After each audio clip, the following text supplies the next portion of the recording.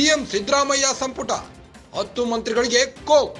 ರಾಜ್ಯ ಕಾಂಗ್ರೆಸ್ ಪಾಳ್ಯದಲ್ಲಿ ಮಿಂಚಿನ ಬೆಳವಣಿಗೆ. ದೆಹಲಿಯಿಂದ ದೌಡಾಯಿಸಿದ ಸಂಘಟನಾ ಕಾರ್ಯದರ್ಶಿ. ದೆಹಲಿಯಿಂದ ಬಂದ ಕೆಸಿ ವೇಣುಗೋಪಾಲ್. ರಾಜ್ಯ ಉಸ್ತುವಾರಿ ರಣದೀಪ್ ಸಿಂಗ್ ಸುರ್ಜೇವಾಲ್. ಸಂಪುಟ ಪುನರಚನೆ ಸಂಬಂಧ ಚರ್ಚಿಸಲು ಆಗಮನ. ಹೈಕಮಾಂಡ್ ಮೂಲಗಳ ಪ್ರಕಾರ 10 ಮಂತ್ರಿಗಳು ಔಟ್. ಖಾಸಗಿ ಸಂಸ್ಥೆಯೊಂದರಿಂದ ಹೈಕಮಾಂಡ್ಗೆ ರಿಪೋರ್ಟ್. ರಾಜ್ಯದ ಸಚಿವರ ಕಾರ್ಯವೈಖರಿ ಸಾಧನೆ ಬಗ್ಗೆ ವರದಿ. ರಿಪೋರ್ಟ್ ಪ್ರಕಾರ 10 ಸಚಿವರು ಪರ್ಫಾರ್ಮೆನ್ಸ್ ಕಳಪೆ.